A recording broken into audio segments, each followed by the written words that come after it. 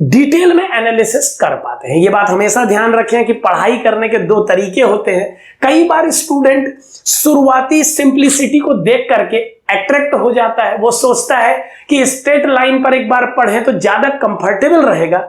ये बिल्कुल सही है कि उस मोमेंट के लिए वो कंफर्टेबल होता है, लेकिन जब आप बाद में प्लेनर मोशन और अदर मोशंस पर स्टडी करते हैं तो वो एक कॉम्प्लिकेशन क्रिएट करता है, क्योंकि आपने अपना प्रीलिम माइंड एक स्ट्रेट लाइन केस के लिए बनाया होता है। सो किसी भी केस को जब आप आर्बिट्रेरीली डिस्कस करेंगे तो आप उसके सभी एस्पेक्ट्स को समझ पाएंगे। हेलो स्टूडेंट्स, आईआईटी ब्रेन में आपका स्वागत। आज हम फिजिक्स में क्लास 11th के टॉपिक एंगुलर वेलोसिटी पर डिस्कस करेंगे। एंगुलर वेलोसिटी पर डिस्कशन से पहले हम स्पीड और वेलोसिटी वेक्टर पे एक क्लिप तैयार कर चुके हैं। आज इस क्लिप में हम एंगुलर वेलोसिटी वेक्टर को और वेलोसिटी वेक्टर को एक सिमिलर बिहेवियर की क्वांटिटीज के रूप में देखेंगे। सो कैसे ये होगा एक बार समझें। मान लीजिए ये एक कार्टेशियन प्लेन है और इस कार्टेशियन प्लेन में ओरिजिन को रेफरेंस पॉइंट के रूप में कंसीडर किया गया है और सभी डिस्टेंसेस को इस पॉइंट O से मेजर किया जाएगा, यानी किसी भी पोजीशन के पोजीशन वेक्टर को O से क्रिएट किया जाएगा। सो मान लीजिए कोई पार्टिकल किसी पॉइंट A पर OA पोजीशन वेक्टर के द्वारा प्रेजेंट किया जा रहा है और किसी कर्व्ड पाथ पे ये मूव कर रहा है और किसी दूसरे इंस्टेंट पर इसकी पोजीशन को OB वेक्टर से दिया जा रहा है। यानी कि जब पार्टिकल इस कर्व में A से B तक ट्रेवल करता है तो मेजरिंग पॉइंट O पर ये कुछ एंगल सबटेंड करता है। अब यहां पर ध्यान दें कि A से B तक की ट्रेवलिंग में जो टाइम लगा है, अगर मैं उसे डेल्टा T कंसीडर करूं और साथ में ये एज्यूम करूं कि ये डेल्टा T टेंडिंग टू 0 है, इसका अर्थ ये है कि A और B काफी क्लोज है और बहुत छोटे इंटरवल के लिए ये डिस्कशन किया जा रहा है। यहां पर आप ये बात ध्यान से समझें कि एक छोटे इंटरवल के लिए जब कोई पार्टिकल एक पॉइंट से दूसरे पॉइंट तक ट्रेवल करता है, यानी कि एक स्मॉल डिस्प्लेसमेंट वेक्टर ट्रेवल करता है, तो मेजरिंग पॉइंट पर बनने वाला एंगल मेजर एक स्मॉल एंगल होता है और ऐसे केसेस में डिस्प्लेसमेंट को एंगल से कोरिलेट करने के लिए एंगल को एक वेक्टर क्वांटिटी के रूप में कंसीडर किया जाता है। आप ये मान सकते हैं कि स्मॉल डिस्प्लेसमेंट के करस्पॉन्डिंग हम यहां पर एक वेक्टर डिफाइन कर रहे हैं एंगल के लिए, जिसे हम एंगुलर डिस्प्लेसमेंट वेक्टर के नाम से कह सकते हैं। सो इस डिस्प्लेसमेंट वेक्टर AB के करस्पॉन्डिंग यहां पर आप एक एंगुलर डिस्प्लेसमेंट वेक्टर को मान सकते हैं। मान लीजिए इस एंगुलर डिस्प्लेसमेंट वेक्टर को डेल्टा थीटा वेक्टर से डिफाइन किया जा रहा है, जबकि इस एंगल को आप थीटा कंसीडर कर सकते हैं, यानी इस एंगल थीटा के ऊपर एक स्मॉल एंगल चेंज को कंसीडर किया जा रहा है। सो इस डेल्टा थीटा वेक्टर और इस मिनिमम अमाउंट ऑफ टाइम के रेशियो को हम एंगुलर वेलोसिटी वेक्टर के रूप में डिफाइन करते हैं। तो सबसे पहले आप ये समझ लें कि limit delta T tends to 0 delta theta vector by delta T को एंगुलर वेलोसिटी वेक्टर के रूप में डिफाइन किया जाता है और ये डेफिनेशन बिल्कुल पैरेलल है डिस्प्लेसमेंट की हेल्प से वेलोसिटी वेक्टर के लिए बनाई गई डेफिनेशन के। आप यहां देख सकते हैं कि इसी डेफिनेशन की तरह वेलोसिटी को डिफाइन किया जाता है limit delta T tends to 0 delta, यहां पर आप अगर A पॉइंट के पोजीशन वेक्टर को R वेक्टर डिफाइन करें और स्मॉल टाइम इंटरवल के लिए B पॉइंट के position vector R vector plus delta R vector define करें, तो क्लियरली A से B को ज्वाइन कराने वाले इस डिस्प्लेसमेंट वेक्टर को डेल्टा R वेक्टर कहा जा सकेगा। ऐसा हम ट्रायंगल लॉ के बेस पर कह सकते हैं। सो इस small displacement vector delta R vector और स्मॉल टाइम इंटरवल के रेशियो को लिमिटिंग कंडीशन में वेलोसिटी वेक्टर कहा जा सकता है। सो एंगुलर वेलोसिटी किसी ऑब्जर्विंग पॉइंट पर पार्टिकल जब ट्रेवल करता है तो मेजर्ड एंगल और टाइम का रेशियो है। यहां पर यह ध्यान रहे, ओमेगा को एक वेक्टर के रूप में तब डिफाइन किया जा रहा है जब मेजरिंग पॉइंट पर बनने वाला एंगल स्मॉल है। यानी ये डेफिनेशन मैं स्मॉल थीटा के लिए लिख रहा हूं, आप इस बात को समझे। नॉर्मली मैथ्स में जब हम एंगल वर्ड यूज करते हैं और 60, 90 या और बड़े बड़े एंगल मेजर करते हैं तो एंगल को एक स्केलर क्वांटिटी की तरह यूज किया जाता है। लेकिन जब हम एंगल को एक इनफाइनाइटली स्मॉल एंगल के रूप में कंसिडर करते हैं और उसे डिस्प्लेसमेंट वेक्टर से एफिलिएट करते हैं तो उस केस में एंगल को एक वेक्टर क्वांटिटी के रूप में प्रेजेंट किया जाता है और ओमेगा वेक्टर से इसे शो किया जाता है। यानी एंगुलर वेलोसिटी को आप एंगल मेजर्ड और टाइम के रेशियो के रूप में डिफाइन कर सकते हैं। यह ठीक वैसा ही है जैसे आप वेलोसिटी वेक्टर को डिस्प्लेसमेंट वेक्टर और टाइम के रेशियो के रूप में डिफाइन करते हैं। एक बात यहां पर और समझे कि लिमिटिंग कंडीशन लगने के बाद इस नोटेशन को डेरिवेटिव के फॉर्म में लिखा जा सकता है। सो नेक्स्ट लाइन में मैं इसे डिफरेंशिएशन का यूज करके d by D T of theta vector लिख रहा हूं और यह बिल्कुल करस्पॉन्डिंग है वेलोसिटी के लिए बनाई गई डेफिनेशन के।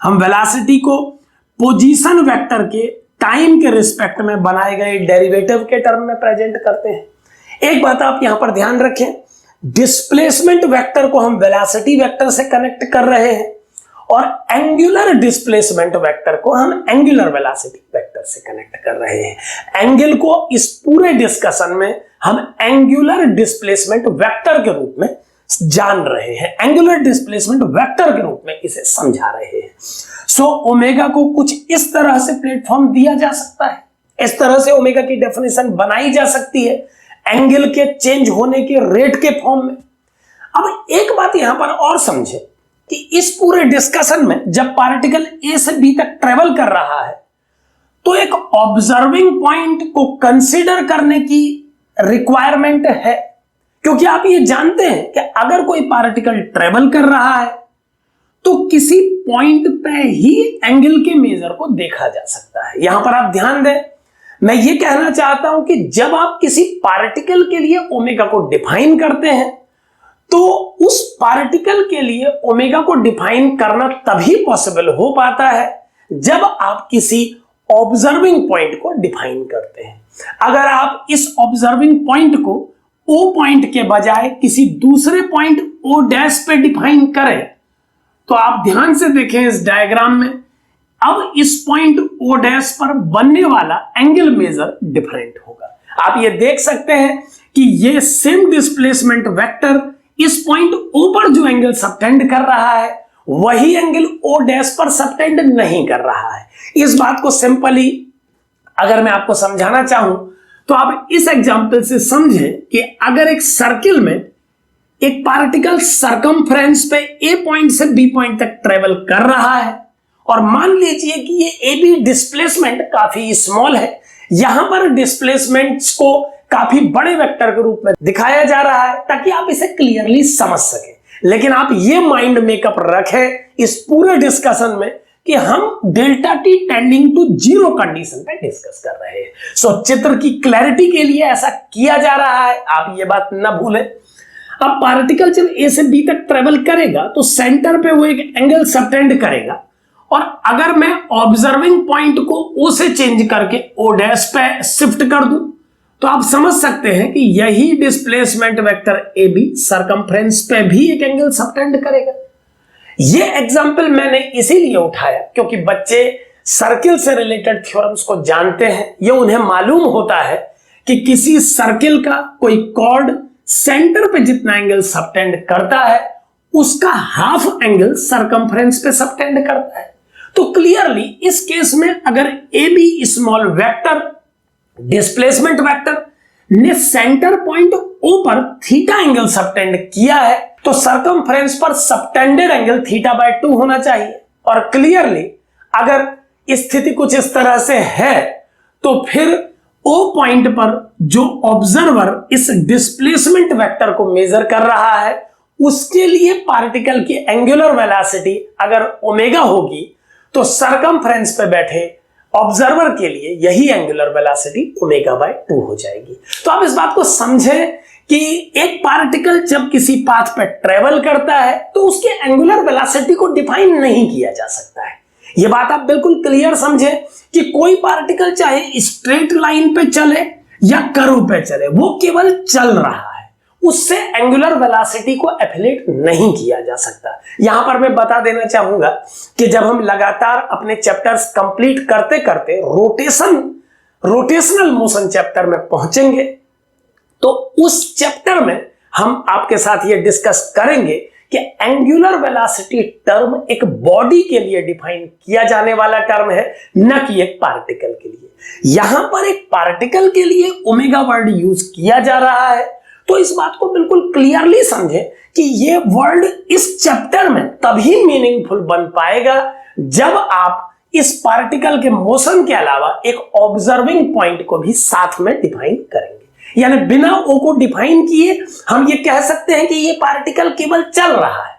कई बार स्टूडेंट के दिमाग में ये बात आती है कि सर अगर पार्टिकल सर्किल पे चल रहा है तो उसका ओमेगा तो होगा ही होगा, या पार्टिकल कर्व पे चल रहा है तो उसका ओमेगा पक्का होगा। तो ये गलत एजम्पशन है। ऐसा नहीं है कि जब एक पार्टिकल किसी कर्व पे चलता है और सर्किल पे चलता है तभी उसका ओमेगा हो सकता है। आप ये समझें कि अगर कोई पार्टिकल एक स्ट्रेट लाइन पे ट्रेवल कर रहा है और उसने ए से बी तक का पाथ ट्रेवल कर लिया है, तो इस केस में भी इस लाइन के अलावा स्पेस के किसी भी पॉइंट से अगर ऑब्जर्व किया जाए तो उस पॉइंट पर ये ए बी डिस्प्लेसमेंट वेक्टर एक एंगल सबटेंड करता हुआ दिखाई देगा, और इस केस में आप इस पार्टिकल के लिए एक एंगुलर वेलोसिटी डिफाइन कर पाएंगे। तो आप इस बात से ये बात समझने की कोशिश करें कि आप एक स्ट्रेट लाइन में चलने वाले पार्टिकल के लिए भी ओमेगा डिफाइन कर पाएंगे और एक कर्व में चलने वाले पार्टिकल के लिए भी, लेकिन ये दोनों ही प्रोसेस आप केवल तब कर पाएंगे जब आप एक ऑब्जर्वर को डिफाइन करेंगे। याद रहे कि जो पार्टिकल सर्किल पे चलता है वो भी केवल चलता है। स्ट्रेट लाइन में चलने वाले पार्टिकल और सर्किल में चलने वाले पार्टिकल में कोई डिफरेंस नहीं है, ये दोनों केवल मोशन कर रहे हैं। ओमेगा को अगर इन्वॉल्व कराना है तो किसी ऑब्जर्वर को लाना होगा। यहां पर ध्यान रहे कि स्टूडेंट सेंटर पे बने एंगल को एज्यूम करके ओमेगा को सर्कुलर मोशन से कनेक्ट कर देता है। तो आप ये बात ध्यान से समझें कि ऐसा नहीं बोला गया हो अगर कि ऑब्जर्वर सेंटर पे बैठा है तो फिर आप इस केस को सॉल्व नहीं कर पाएंगे। जैसा मैंने आपको बताया कि जब एक पार्टिकल सर्कुलर पाथ पे चल रहा है तो ऑब्जर्वर की पोजीशन बदल देने से ओमेगा चेंज हो गया है। सो इस बात से यह समझा जा सकता है कि ओमेगा इस पार्टिकल से एफिलिएटेड टर्म नहीं है। ये ओमेगा तब मीनिंगफुल बन पा रहा है जब हम एक ऑब्जर्वर को इंट्रोड्यूस कर रहे हैं। ऐसा क्यों हो रहा है तो इस बात पर थोड़ा सा चर्चा को और बढ़ाएंगे। जैसा मैंने बोला कि ओमेगा एक ऐसा वर्ड है जिसे किसी बॉडी के लिए डिफाइन किया जाता है। ओमेगा को हम एक रिजिड बॉडी के लिए डिफाइन करते हैं, और आप जानते हैं कि रिजिड बॉडी में बहुत सारे पार्टिकल प्रेजेंट होते हैं, और उस केस में जब आप ओमेगा को डिफाइन करते हैं तो आप किसी एक पार्टिकल के रिस्पेक्ट में किसी दूसरे पार्टिकल के मोशन को ऑब्जर्व कर रहे होते हैं।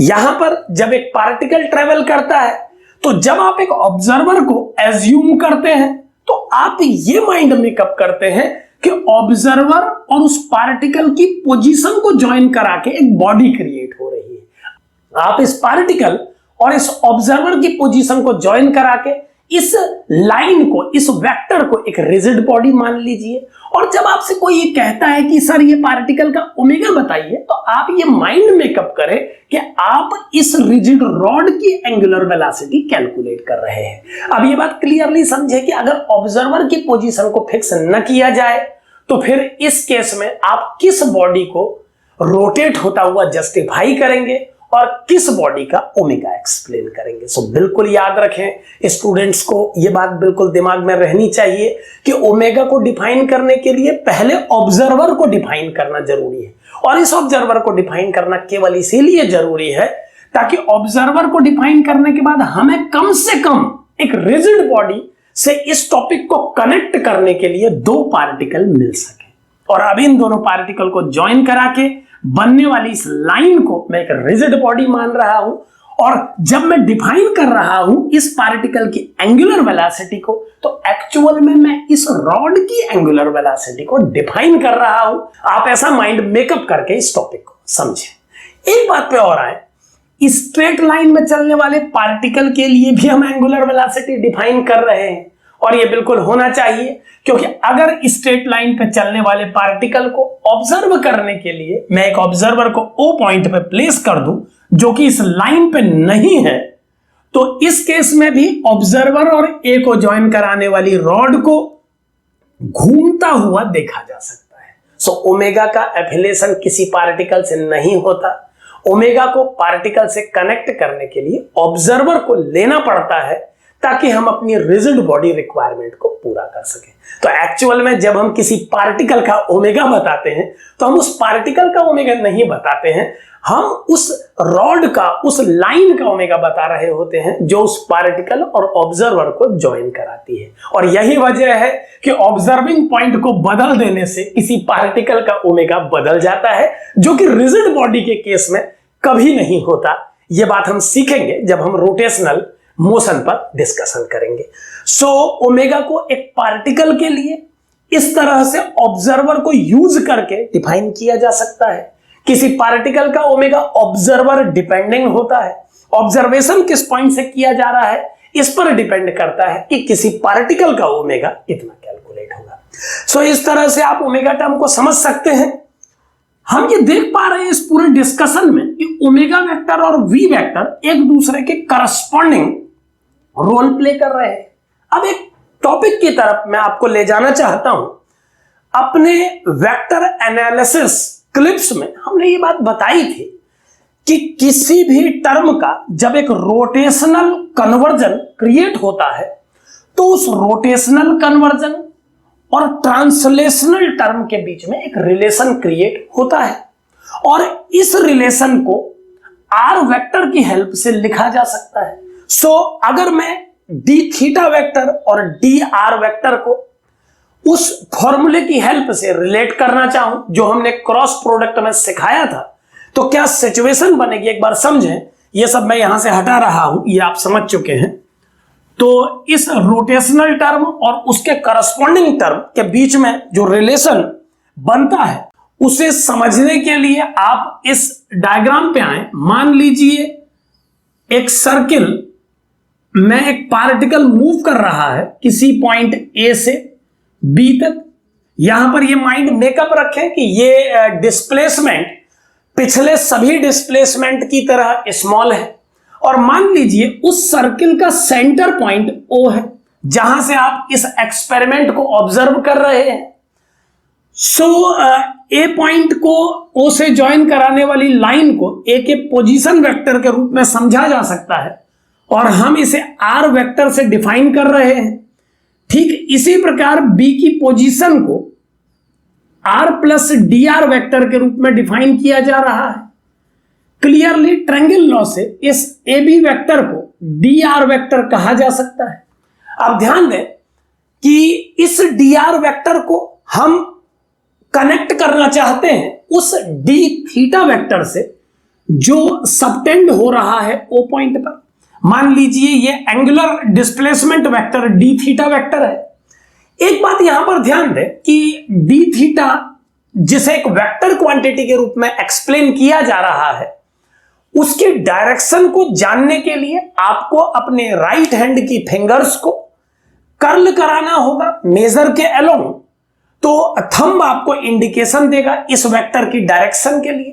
यानी क्लियरली हम समझ सकते हैं कि इस केस में इस डी थीटा वेक्टर का direction away from the plane of board होगा। अब ध्यान दें कि डी थीटा वेक्टर का direction away from the plane of board है और आर वेक्टर रेडियस वेक्टर के रूप में परफॉर्म कर रहा है। तो जैसा हमने अपने वेक्टर प्रोडक्ट की एक क्लिप में पहले ही डिस्कस किया हुआ है कि अगर किसी टर्म के लीनियर फॉर्म और एंगुलर फॉर्म दोनों प्रेजेंट हो तो उन्हें आपस में कनेक्ट किया जा सकता है। हम जानते हैं कि डी थीटा और आर वेक्टर को डी आर वेक्टर से एफिलिएट किया जा सकता है। एक बात यहां पर और ध्यान दें कि क्रॉस प्रोडक्ट की लैंग्वेज में हम किसी भी एंगुलर टर्म को जब रेडियस वेक्टर से पोस्ट प्रोडक्ट करते हैं तो हमें लीनियर टर्म मिलता है। यानी इस डिस्प्लेसमेंट वेक्टर को आप डी थीटा वेक्टर और आर वेक्टर की हेल्प से प्रेजेंट कर सकते हैं। सो मैं डी थीटा वेक्टर और आर वेक्टर के क्रॉस प्रोडक्ट को डी आर वेक्टर के रूप में प्रेजेंट कर रहा हूं। आप यहां ध्यान दें, एक बात और समझे कि डी थीटा वेक्टर की direction away from the plane of board है। सो क्रॉस प्रोडक्ट के रूल के अकॉर्डिंग अगर मैं अपनी राइट हैंड की fingers away from the plane of board रख के आर वेक्टर की डायरेक्शन में कर्ल करूं तो मेरा थंब जिस डायरेक्शन में मुझे इंडिकेशन देगा वो डायरेक्शन आर वेक्टर और डी थीटा वेक्टर की डायरेक्शन के परपेंडिकुलर होगी। और क्लियरली अगर ये एक सर्कुलर पाथ है और ओ इस सर्किल का सेंटर है तो हम जानते हैं कि टेंजेंट हमेशा रेडियस के परपेंडिकुलर होता है। यहां पर ध्यान दें कि स्टूडेंट ये कंफ्यूजन कई बार करता है कि सर आपने इस लाइन को टेंजेंट कहा, तो मैं फिर याद दिला देना चाहूंगा, कई बार पहले भी बता चुका हूं कि आप एक इनफाइनाइटली स्मॉल डिस्प्लेसमेंट पर काम कर रहे हैं।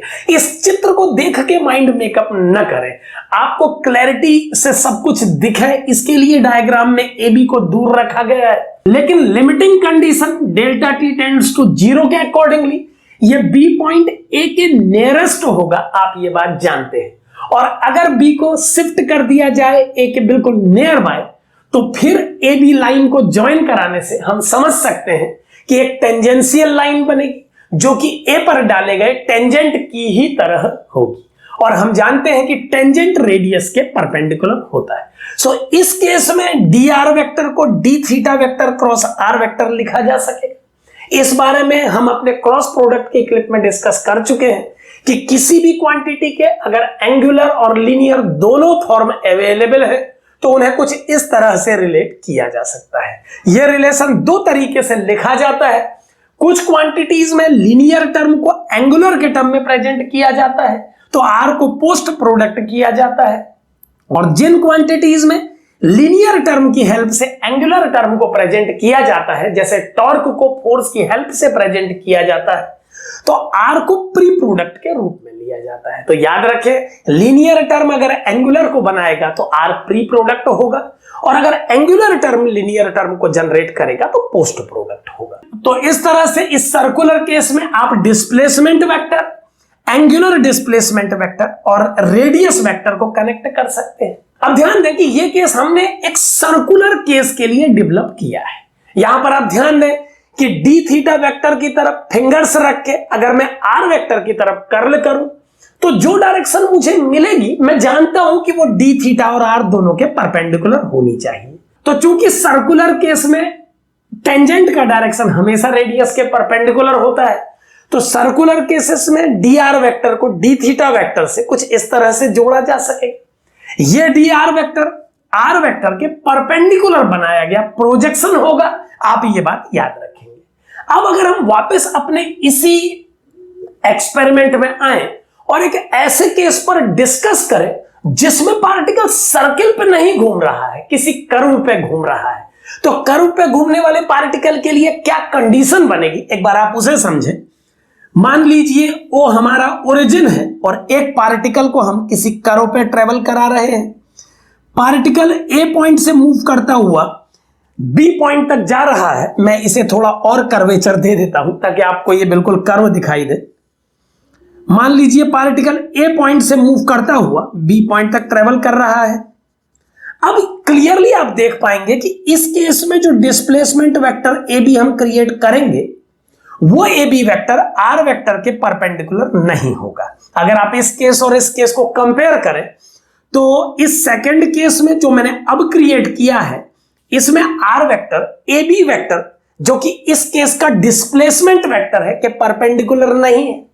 सो अगर हम अपने इस कंसेप्ट को और अपनी पिछली क्लिप जो कि स्पीड और वेलोसिटी वेक्टर के नाम से थी उसमें जो थीम पढ़ाई थी उसे कनेक्ट करें और इस टॉपिक से जोड़ें तो क्या सिचुएशन अराइज होगी एक आर्बिट्रेरी केस में, उस पर एक बार डिस्कस करेंगे। ध्यान दें, आर वेक्टर की डायरेक्शन में अपनी पिछली क्लिप में हमने एक वेक्टर बनाने पर डिस्कस किया था और उस वेक्टर को हमने डी आर वेक्टर कह के डिफाइन किया था। आप ये बात जानते हैं। हमने इस वेक्टर को डी आर वेक्टर के रूप में डिफाइन किया था।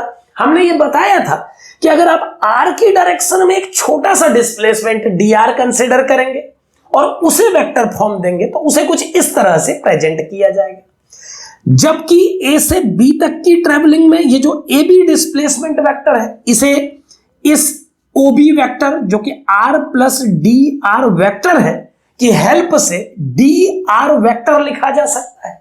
यानी कि ध्यान दें, ये vector A B D of R vector है, जबकि इस डायरेक्शन में बनाया हुआ ये वेक्टर, रेडियस वेक्टर की डायरेक्शन में बनाया हुआ वेक्टर डी आर वेक्टर है। और जैसा अभी हमने डिस्कस किया कि अगर D R vector R vector के परपेंडिकुलर हो तो इस तरह से डी आर वेक्टर को प्रेजेंट किया जा सकेगा। तो समझें कि अगर ये एंगल डी थीटा है और ये रेडियस वेक्टर आर वेक्टर है, तो इस रेडियस वेक्टर और डी थीटा की हेल्प से परपेंडिकुलर बनने वाले इस वेक्टर को डिफाइन किया जा सकेगा। अब इन सभी बातों को आपस में मिलाएं तो आप देख पाएंगे कि ये छोटा सा वेक्टर डी आर वेक्टर है, जिसे मैं कुछ इस तरह से प्रेजेंट कर रहा हूं, और आप अभी डिस्कस कर चुके हैं कि इस वेक्टर को जो कि आर वेक्टर के परपेंडिकुलर है, डी थीटा की हेल्प से कुछ इस तरह से प्रेजेंट किया जा सकेगा, D theta vector cross R vector. और हम देख पा रहे हैं कि इस ट्रायंगल में इस वेक्टर और इस वेक्टर को जोड़ने से ही डिस्प्लेसमेंट वेक्टर बना है। सो मैं इन दोनों के सम को डी आर वेक्टर के रूप में प्रेजेंट कर सकता हूं। हमने अपनी पिछली क्लिप में इस बात को यहीं पर स्टॉप कर दिया था, क्योंकि उस क्लिप में हम स्टूडेंट को वेलोसिटी वेक्टर और उसके कंपोनेंट्स के बारे में समझा रहे थे। क्योंकि एंगुलर वेलोसिटी पर डिस्कशन नहीं हुआ था तो इस न्यू वेक्टर के बारे में हमने कोई डिस्कस नहीं किया था। लेकिन आज जब हम एंगुलर वेलोसिटी जान चुके हैं, हम एंगल को एक वेक्टर क्वांटिटी के रूप में डिफाइन कर चुके हैं स्मॉल वैल्यू के लिए, तो हम ये रिलेशन इंक्लूड कर रहे हैं अपने डिस्कशन में। सो हम displacement vector D R vector को रेडियस के अलोंग कंसीडर किए गए वेक्टर और रेडियस के परपेंडिकुलर डिफाइन किए गए D theta vector cross R vector के रूप में लिख सकते हैं। एक बात यहां पर और ध्यान दें कि कई बार स्टूडेंट के माइंड में यह आता है कि सर रेडियस वेक्टर के परपेंडिकुलर ये वेक्टर आर और डी थीटा की हेल्प से बनता है, लेकिन यहां पर आपने इसे जिस जगह पे बनाया है वो लेंथ रेडियस से इतनी ज्यादा है। तो ध्यान दें, फिर मैं वही कहूंगा कि आप discussion delta T tends to 0 के लिए कर रहे हैं, ये बात भूले नहीं आप बार बार। ये बी पॉइंट ए के बिल्कुल नियरेस्ट है, और अगर बी को मैं ए के बिल्कुल करीब बनाऊं तो आपको दिखेगा नहीं, इसीलिए मैंने दूर दूर बनाया है। और लेकिन बार बार आपसे ये बोला है मैंने कि माइंड मेकअप रखें कि बी ए के क्लोजेस्ट। सो अगर बी ए के बिल्कुल क्लोजेस्ट होता तो आपको ये वेक्टर की वैल्यू बहुत स्मॉल वेक्टर के रूप में दिखाई देती, और तब उस केस में ये प्रॉब्लम आपके माइंड में क्रिएट नहीं होता कि ये आर वेक्टर से ज्यादा है। सो हमेशा याद रखें कि आप स्मॉल एंगल्स, स्मॉल डिस्प्लेसमेंट्स के लिए काम कर रहे हैं। सो इस तरह से आप डी आर वेक्टर को डी आर वेक्टर और D theta vector cross R vector से कनेक्ट कर सकते हैं। अब इस रिलेशन को अगर टाइम से डिवाइड करता हूं मैं, तो किसी आर्बिट्रेरी पाथ पे चलने वाले पार्टिकल के लिए भी मैं रिलेशन लिख पाऊंगा। एक बार मैं इसे dt से डिवाइड करके लिख रहा हूं, आप ध्यान से देखें, ये बन जाएगा D R vector by dt equal to D R vector by dt plus D theta vector cross R vector by dt। यहां पर ध्यान दें कि डिफरेंशिएट नहीं किया जा रहा है, क्योंकि ये पहले ही डिफरेंशिएबल फॉर्म में है, केवल एक स्मॉल टाइम इंटरवल से डिवाइड किया जा रहा है। कई बार स्टूडेंट सोचता है कि सर इसमें प्रोडक्ट रूल क्यों नहीं लगा, तो यहां पर ध्यान दें कि ये डिफरेंशिएबल फॉर्म में ऑलरेडी, मैं केवल dt से डिवाइड कर रहा हूं, डिफरेंशिएट ये हुआ है पहले से ही। सो dt से डिवाइड करने के बाद इस टर्म को आप वेलोसिटी वेक्टर के रूप में डिफाइन कर सकते हैं। यही उस पार्टिकल की वेलोसिटी होगी ए पॉइंट पर, जो पार्टिकल इस कर्व पे ट्रेवल कर रहा है, जबकि आने वाला ये second vector D R by D T vector है, इसे आप वेलोसिटी के रेडियस के अलोंग बनने वाले कंपोनेंट के रूप में समझ सकते हैं। सो ये भी एक वेलोसिटी का कंपोनेंट है, लेकिन रेडियस के अलोंग। सो मैं इसे वी आर वेक्टर से प्रेजेंट कर रहा हूं। और ये दूसरा कंपोनेंट जो आप देख पा रहे हैं, ये D theta vector by D T के रूप में ओमेगा वेक्टर है और इसे आर वेक्टर से क्रॉस किया गया है। तो आप समझ सकते हैं कि जो डी थीटा वेक्टर का डायरेक्शन है वही ओमेगा वेक्टर का डायरेक्शन होगा, और ओमेगा को आर वेक्टर से क्रॉस करने पर जो डायरेक्शन आएगा वो आर वेक्टर के परपेंडिकुलर होगा। और अब अगर मैं ओमेगा क्रॉस आर को भी एक वेलोसिटी का फॉर्मेट दूं तो आप इसे वेलोसिटी के परपेंडिकुलर कंपोनेंट के रूप में लिख सकते हैं। सो इस फॉर्मूले को अगर मैं वी एन लैंग्वेज में लिखूं तो इसे कुछ इस तरह से प्रेजेंट किया जा सकेगा। यहां पर वी आर वेक्टर रेडियस के अलोंग वेलोसिटी कंपोनेंट को और वीएन वेक्टर रेडियस के परपेंडिकुलर वेलोसिटी कंपोनेंट को कहा जा रहा है, जबकि D R vector by D T net velocity vector है। सो इस तरह से आप वेलोसिटी को समझ सकते हैं किसी आर्बिट्रेरी पाथ पे ट्रेवल करने वाले पार्टिकल के लिए। अब सुपर केस समझें कि अगर ये पार्टिकल एक स्ट्रेट लाइन में ट्रेवल कर रहा होता तो उस केस में उसका वी एन वेक्टर 0 होता।